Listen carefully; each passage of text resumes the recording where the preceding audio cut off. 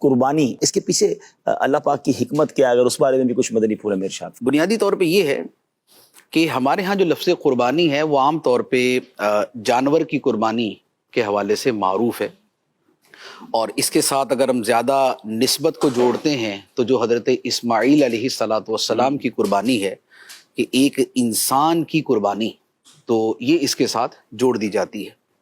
ورنہ اگر اس کو تھوڑا سا اس کو بیک گراؤنڈ کے اعتبار سے دیکھیں تو قربانی جو ہے وہ جیسے جانور کی ہے، اسی طرح انسان کی ہے اس کے اعتبار سے، اسی طرح مال کی ہے اس کے اعتبار سے، اسی طرح جذبات و خواہشات کی ہے اس کے اعتبار سے۔ واہ واہ واہ۔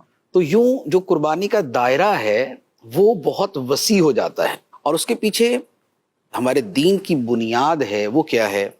ایک تو معروف آیت مبارکہ ہے جو فرمایا قل ان صلاتی و نسکی و محیای و مماتی للہ رب العالمین، واہ واہ واہ۔ کہ اے حبیب تم فرما دو بے شک میری نماز اور میری قربانی اور میرا جینا اور میرا مرنا سب اللہ کے لیے ہے جو سارے جہانوں کا پالنے والا ہے۔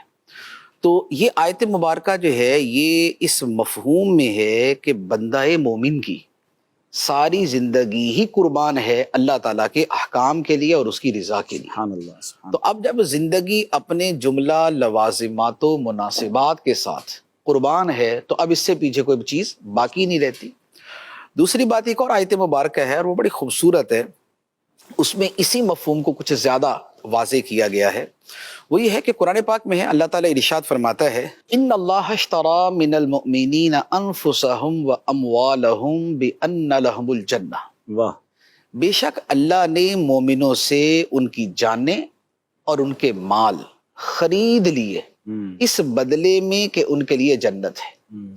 تو جنت صلہ ہے اور بدلہ ہے، اور اس کے لیے قربانی دینی پڑتی ہے جان کی اور مال کی۔ سبحان اللہ۔ تو یہ جان اور مال کی جو قربانی ہے تو یہ بنیادی طور پہ یہ دونوں ہی صورتوں پر مشتمل ہے۔ اچھا، اسی طرح پھر ایک تیسری آیت مبارکہ ہے، اس میں بھی جو جان اللہ تعالیٰ کے لیے پیش کرنا ہے اس کے حوالے سے کلام ہے۔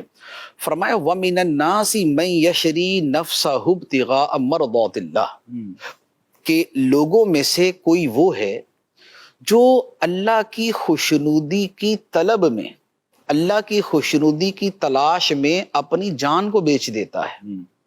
یہ ان صحابہ کرام کے بارے میں تھی کہ جنہوں نے اپنے مال اپنی جانیں اللہ کے لیے قربان کی، واہ۔